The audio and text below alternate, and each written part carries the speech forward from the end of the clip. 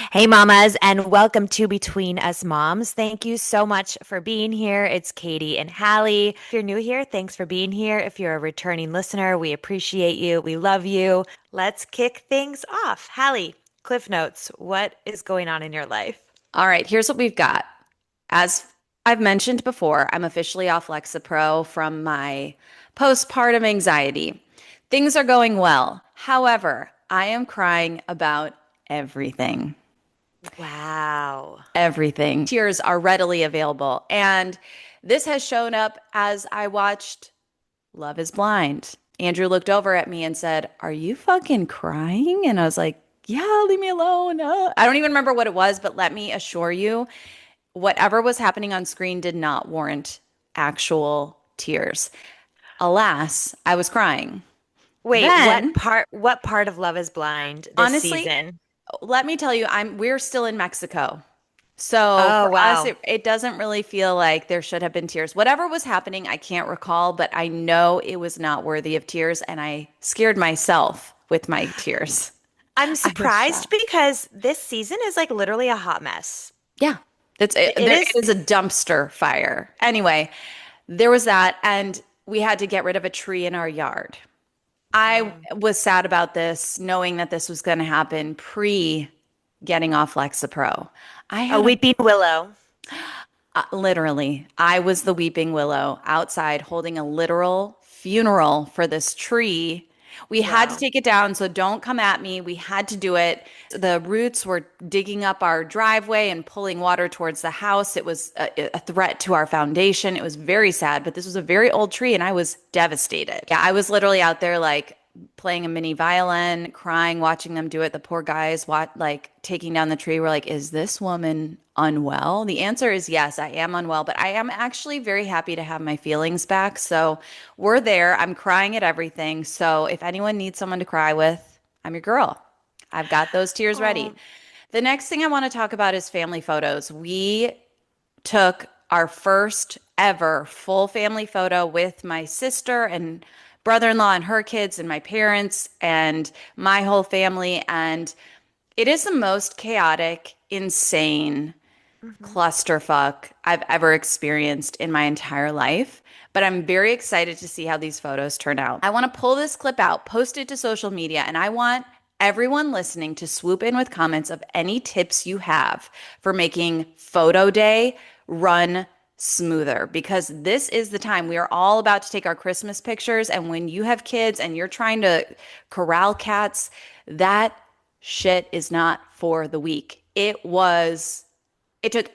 fell asleep last night at 7:30 on the couch watching again Love is Blind with Andrew because I was spent.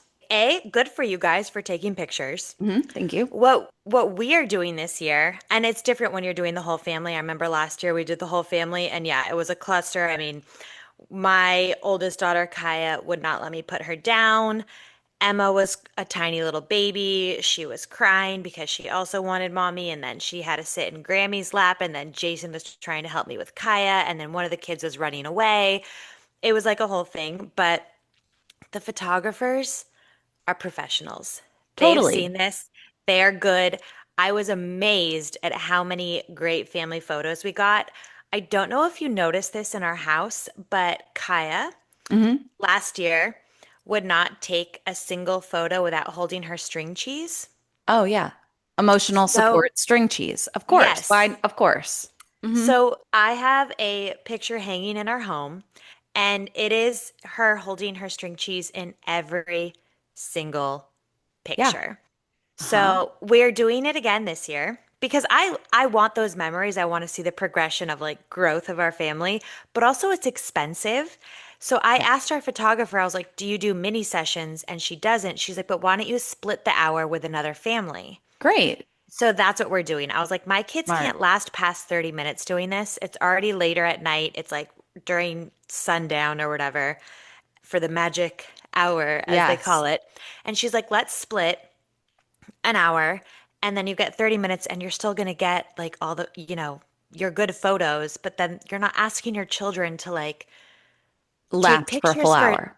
yes. Yeah, Dylan was over it at the end. We had a very similar situation. Dylan has a toy camera and Mm. we were talking about taking family photos. And she's like, I'm going to bring my neon green, non-aesthetic toy camera and I'm going to take our family photos. Guess what's in the first half of photos? Oh. Neon green toy camera. So I feel you on the string cheese. Perhaps we can edit it out. But I do want moms listening who have had success, learned tips and tricks, share it here. Let's help each other Yes. out. Let's help the moms listening. And then I have one last little thing that I want to share. I have a book club. We put air quotes up because sometimes we read the books, sometimes we don't, but with my girlfriends here. And it is something I look forward to every other month. We meet every other month because we are in community together. We are face to face. We're talking about things that matter. We live in Chicago, so we are very much seeing the impact of ICE in our neighborhood. They've showed Mm. up, they've come after friends' nannies. We try not to talk about politics here. It feels a little irresponsible to ignore the fact that I am living in a city that is being impacted heavily, and it weighs heavy, heavy on my heart as a mom, as a human being, to watch what is happening in this city. And being together and being able to laugh together and cry together at the same time felt so good. And I want to give everyone listening a homework assignment.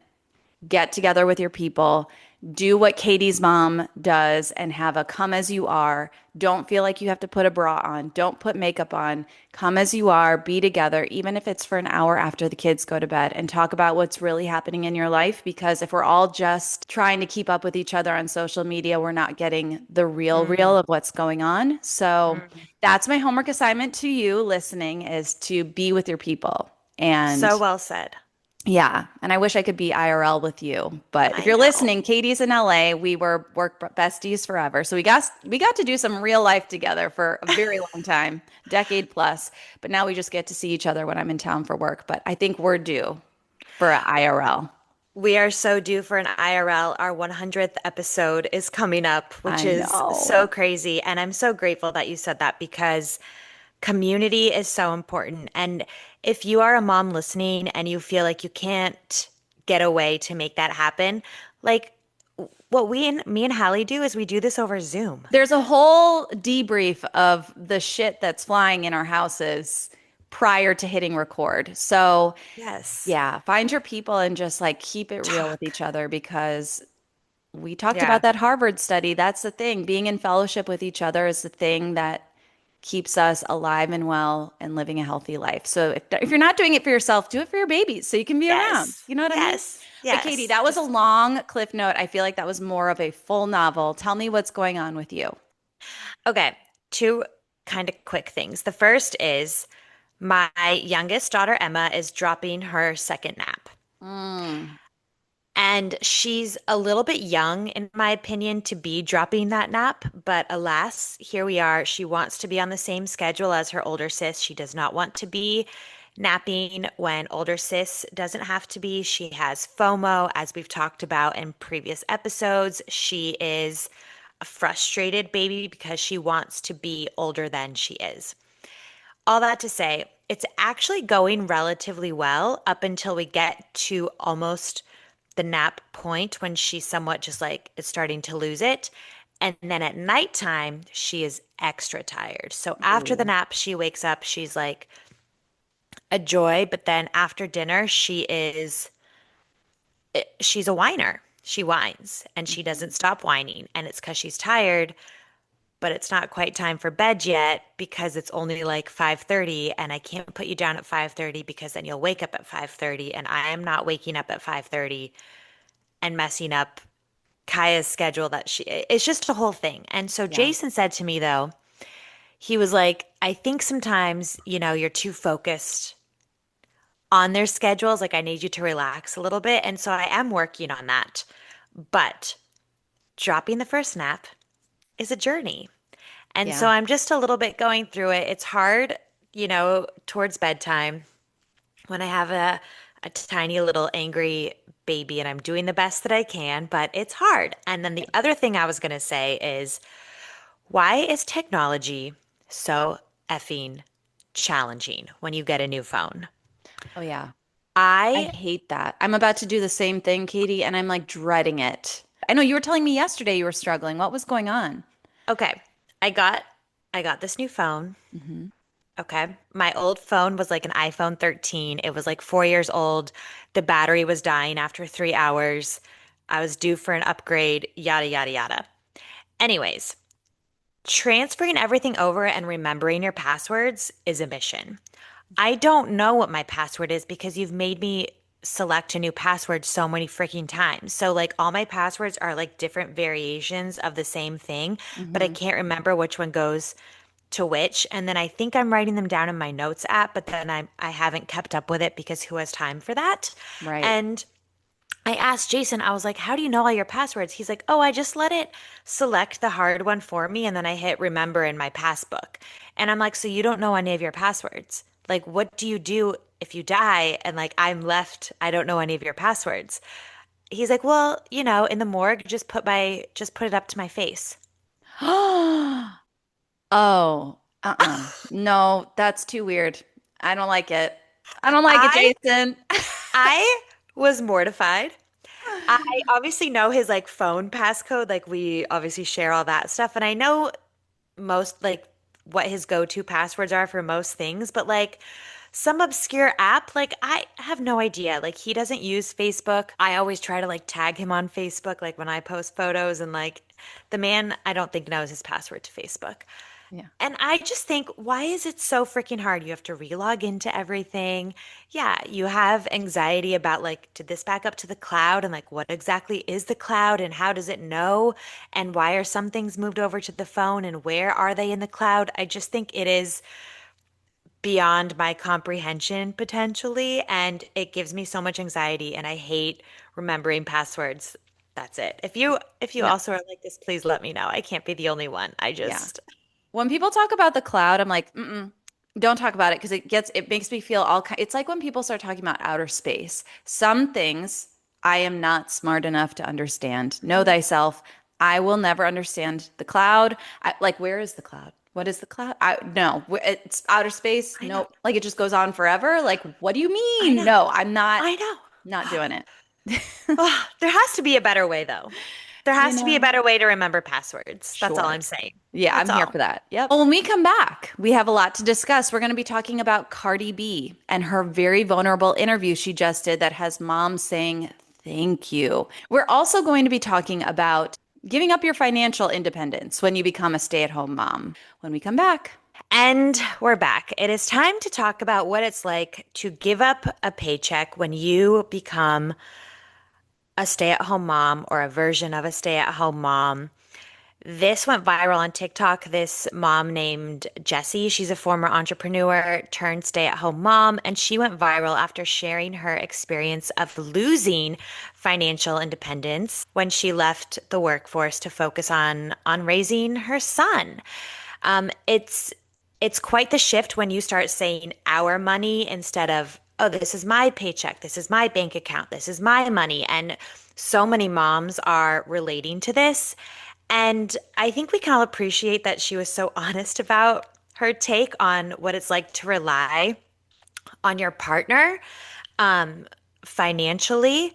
And so, Hallie, I'm curious about what your feelings are on this because you left the workforce somewhat. Hmm. You still go to work every other week, but it's a different ball game. And honestly, you have the best of both worlds, if I I'm being do. honest.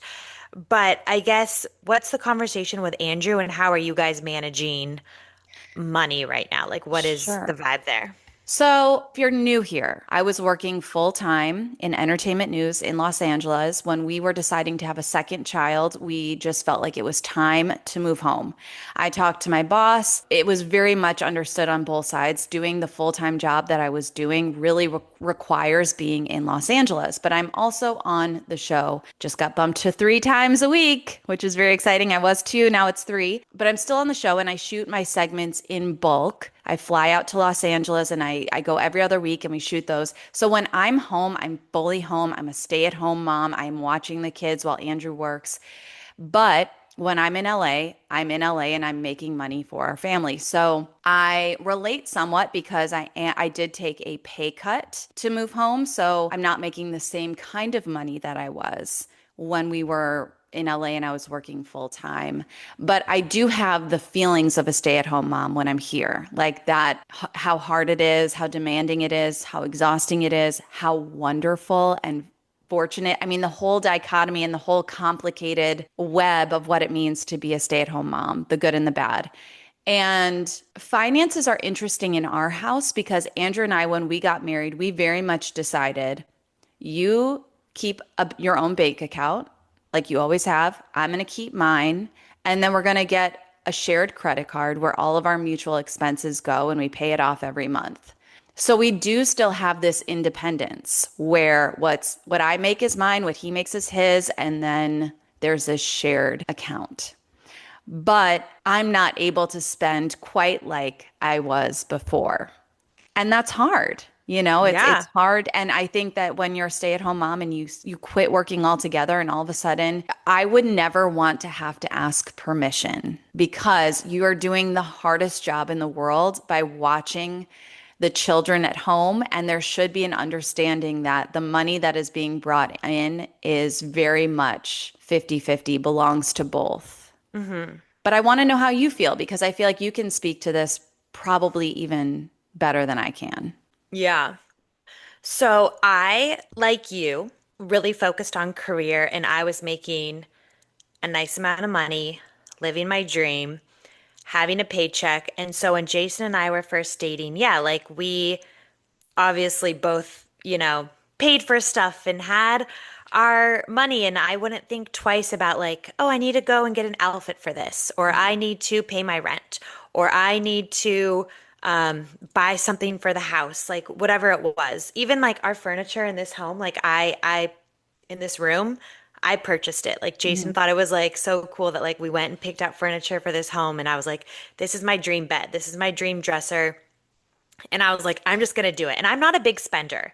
So I want to start with that. I am not, I have always been very frugal. I think that's like part of my upbringing is like I've seen money come and go, and I don't think it equates to happiness, Mhm. but I'm very cautious about spending a lot. Yes. That being said, when I became pregnant with Kaya, I also stopped working. And I have very much been like a stay-at-home mom since then. And so we make a little money on this podcast. Mhm. Please support this podcast, Yeah. share it with a friend. It would be very helpful Help financially. us. Yes. But my paycheck went away. And so we, I'm very much in the mindset of like, and Jason too, when you become married, it's our money. And that is what marriage is. It's you're a team. It is not, and I respect how other people do it, but like it's very much, and we had this conversation, I think, like with our parents too, like his parents and my parents, like you're a team. This is your money. What you are doing in the home is the hardest job. And the job really that I'm so grateful I get to do. I don't want other people raising my kids, and I understand that is a luxury. I understand that that is not everybody's circumstance. And also that that is not what everyone wants. Like I'm very aware of that. But for me, like yes, it's demanding and yes, I'm frustrated, especially at night sometimes, but also like I'm so grateful like I get to put my kids to bed every single night. I get to choose what they're eating every single day. I get to have that like emotional bond connection with them like almost every minute. And now Kaya's in school half days, a couple of days a week. And I do have help. I want to be very honest about that. I have help 10 hours a week or something like that, 10 to 14 hours a week. So I can do things like this. Like I can do Mhm. the podcast and I can go grocery shopping sometimes just on You my can own. do And your Pilates. I can go to have a workout class, like mental health. And so I think, it's hard. Yes, it's hard not having a paycheck. And at first it was so hard for me. Like I just couldn't wrap my head around it. And I think it really was Jason being like, this is our money. This is us. He's like, Mhm. whatever you need, like get it. If the girls need clothes, like don't think twice. Grocery shopping, like you're in charge of that. Like get what we need to get for the week. Amazon, like get what we need to get for the week. And I think you need to have those conversations with your partners. And like it is uncomfortable. Like it was so uncomfortable for me. Yeah. You're talking about groceries and things that are needed for the family, but like let's say you want to get a dress. Like you just want Yeah. to treat yourself and get like some new clothes. How does that work? Do you talk to Jason about it before you do No, it? You no, just do it. Okay. because he Because just that's the does it. thing. I would never want to have to ask permission. I would hate that. I think at first I felt really uncomfortable about Mhm. it. And now we very much, it's kind of fun because like we'll be like, we need new clothes and we will go together and like get some new things. Or like we have family photos coming up like we talked about. So I went and like got a bunch of things and I'm gonna return whichever ones we don't wear. But he's like, okay, what are we wearing? Like it's not a thing anymore because it is our money. And I think so many of us need to realize that when we get married, we are a team. I think that's Mhm. the same thing when we're fighting. Like we are on the same team. When we're spending, we are on the same team. When we are making decisions about our children, where to spend the holidays, like I know it can be a battle sometimes, like, well, we did your family last year, we did this. No, we are a unit, we are a team, and that goes financially as well. And I firmly, firmly believe that. Yeah. And I think it would be the other way around too. Like if I was the breadwinner, I would want Jason to feel comfortable because he's doing so much. Like Hmm. I think there's give and take in all relationships, but I really believe, yes, it's a hard thing to wrap our heads around, especially when we're so used to like making our own money. Hmm. But like when you become a team, like you signed up for that. Yeah. Yeah. And you have to have that conversation. And it shouldn't be like an uncomfortable thing. Like, can I buy a t-shirt? Can I buy a new dress? Like, Yeah. Well, no, I think know what our budget is, know what we're yeah. bringing in every month. Don't be irresponsible. I feel like a lot of, people listening, there are tight budgets. So there might Yeah, actually be a need to ask, like, can we afford for me to go and get XYZ? I just want to make that clear. I understand that that's a totally. thing. Yeah. I think when you have this like financial autonomy and it's like very much your own money, you don't have to ask permission. You know, you're aware everything is. But I do think the best thing couples can do is just have very regular check-ins about the budget, about where you stand, about what's coming in, about what's being saved, where money is going. And like, I will say Andrew is the fiscally responsible one in our relationship. He is so good about you know, taking care of the bills and all these things. But I had this moment where I was like, you do all of that, and God forbid the worst thing happens. I am fucked because I don't know how to Same. pay our mortgage. Like, I don't know how to do all, I I like know. that. He handles that. I'm saying this as someone who's currently having this aha moment of we really need to be extremely transparent about our finances and where everything goes, even though we have our own way of doing it in our house. Just Hmm. like knowing and being really in I tune with think one another, I think is so important. And really, as a woman too, just like we should feel empowered by our finances. And that's the thing, it's not a universal thing. Everyone's circumstances and the way that they feel about this are totally different. And I love that. I love that. I think we Mhm. should all do what makes us feel the most comfortable and happy. And I also do things like we have like an Airbnb rental, for example, that like I'm in charge of that. And Jason would agree, like I'm better suited for that. Mhm. And so I just think, it all comes back to again working as a team. If you guys are new here and you haven't listened to our husband episode, I would go back. We had Andrew and Jason on the podcast and we actually talked about this, Yeah. like spenders in the relationships and how we handle that. And I think you guys might learn a lot about our husbands. And a little backstory, I thought I was going into labor during that episode. So if you happen to watch it, just know that is what is happening on my face. Potential labor. I was like a Yeah. minute from giving birth. Yeah. I'm very curious about everyone listening. Like, how do you guys handle finances in your relationships? Yeah. Let us know. I know it's different for everyone. So I'm Yeah. just curious. I'm like, do you feel uncomfortable? Do you feel comfortable? Like, what is your stance? Yeah. And I do want to give a minute to give props to Jason because I don't think everyone is as lucky as you are to have a man who understands the hard work it takes to be a stay-at-home mom. And I do feel for women who have given up their careers in order to be the one at home with the kids and are feeling like they've lost that financial independence and they're struggling with it. We see you, and I know that's really, really hard. So you're And hearing from someone who has like the best case scenario. well, and I was Yeah. gonna say the other thing is we have a guest coming on and she said this, we pre-recorded the episode. I think it airs in like 2 weeks. Mhm. But if you have a dream and you're a stay-at-home mom, don't give up your dreams. Like there is still room for you to have dreams and to start your own thing and to, when the kids are napping, I know it sucks. And I know there's that like, should I work out? Should I do laundry? Should I prep food?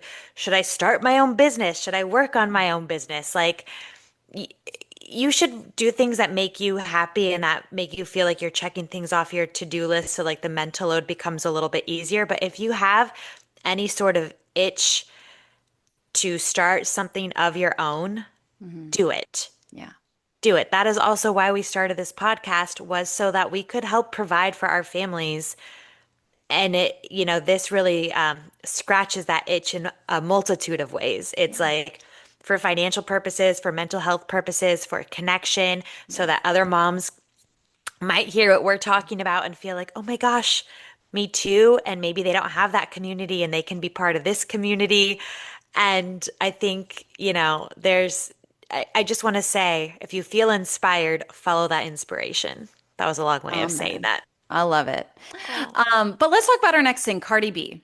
She was recently on Jay Shetty's On Purpose podcast, and she talked really openly and got super vulnerable. I mean, we know Cardi for being funny and having these one-liners and like keeping it light, but she really opened up about feeling the quote love dying near the end of her marriage to Offset. And of course, they share children together. And she talked about how emotional that unraveling was, especially because she was pregnant. And she described what so many moms experience quietly. And it's this like deep sense of isolation and uncertainty about the future. And she admitted that the thoughts of raising her baby alone and losing her partnership, it like all kind of spiraled into depression. And now people are really applauding her for talking about that because it's not often talked about and it actually has a name, prenatal depression. And it's depression when you are pregnant. A lot of people talk about postpartum depression. Obviously, more and more people are getting comfortable talking about that. You and I have both experienced bouts of that and have been very open about that. But a lot of people don't talk about prenatal depression because the symptoms that you experience in depression kind of mirror pregnancy symptoms, like feeling tired and having mood swings and like sleep changes and all of these things that just are normal, quote, in pregnancy. Perinatal is the combination of prenatal and postpartum depression. And between those two, it affects 1 in 7 women. So it's incredibly common and people are really applauding her. And Katie, you have actually talked to Cardi, you've interviewed her before. If you've never watched those interviews with Katie, just Google Katie Krause and Cardi B and they'll come up. They're so good. And she was so open to you. So I'm curious how you feel about this, having talked to Cardi in the past and just as a mom now yourself. I've said this before. I love Cardi B and I love her honesty with everything. I think Yeah. it's so refreshing and I think it's really relatable. Hmm. I think that, again, in women's health, so much of what we're feeling is overlooked or it's dubbed normal. So like when we're pregnant and we're feeling all these emotions and we're teary and we're up and we're down and I think we should look at that more. Yeah. And I think I probably had that too because your body's changing and you're growing a human and you start having all these thoughts like, "Oh my gosh, I am responsible for this baby that's growing inside of me now." And I'm sure there's like a lot of ex anxiety and like excitement and fear Hmm. and love that's hard to even describe at times. And so I think that that's like such a normal thing that we should be normalizing more. I don't know. We Yeah. say this like every week, like hormones are so real. Yeah. The Oh, hormones that come with pregnancy and with um when you're with pregnancy and then also postpartum, like I don't think our body ever goes through more of like hormone ups and downs than during that time in our life. I think that's ooh. like scientifically proven at this point. And so I think we should examine that and we should feel our things. And I wish that more partners to pregnant women were more aware of this. Like, that's what I think we need the most is like for partners to understand, like, this is normal. Your wife or your girlfriend or whoever is not like doing this on purpose. Like, hormones are real. Yeah, for Like, sure. we are up and we're down and it changes us and it breaks us wide open and you need to be aware of that. Like, so many marriages, I read this thing that like they fail in the first 7 years of being postpartum because I think partners don't understand how much like change and hormone fluctuations are happening, Hmm. and we need to be more cognizant and more aware of that. Part of me is like, I feel for men because they can't know. They will never Yeah. know. They'll never be able to experience it. But I do think there's this responsibility to do the research, to Hmm. try to understand as best as humanly possible. I totally agree. But what I really love about this is when people who are in the public eye feel comfortable or brave enough to speak out, it like reduces stigma and it makes it more acceptable for other people to feel like they can admit that they're struggling. I think that being vulnerable is actually a strength, and women need to feel empowered to ask for help, to be able to Yeah. say, this is really hard and I'm struggling, and not suffer in silence and be able to get the help that they deserve. No matter where you are in life, if you are pregnant, postpartum, without children, wherever you are, like women just need to be able to feel like they don't have to suffer in silence. We've done that long enough. And I just think when people like Cardi B, who have all the money resources in the entire world, feel comfortable enough to say, like, I have everything going for me and I'm having a hard time, why shouldn't we be able to do the exact same? So, Amen. Cardi, thank you for doing the Lord's work. We love you. Yeah. Come on our podcast, girl. Let's Yeah. talk mommy things. This is your official invite. Yes, do it. We Please, love you so please. much. We're obsessed with you. I think too, the more, and then we'll end, but like the more we've talked about postpartum depression and Mhm. anxiety, it's like normalized it so much more as opposed to like generations ago where it wasn't talked about. Yeah. And I think, a couple weeks ago, like we had a guest on and we talked about the rise of postpartum depression and like women feeling like they have to do it all themselves and like they Mhm. don't have the village that they thought they were going to have. And That again, was yeah, Brandy Jordan. She was amazing. A doula. Go listen to that episode if you haven't. She was a treat. yeah, totally. Anyway, we're so So, happy you guys have tuned in. Thank you for being part of our community, a place where we can come to be honest about what we're going through. We hope that you feel like you can do the same with us without feeling judged, to feel safe. We like to say motherhood is a sisterhood. And thank you for being part of ours.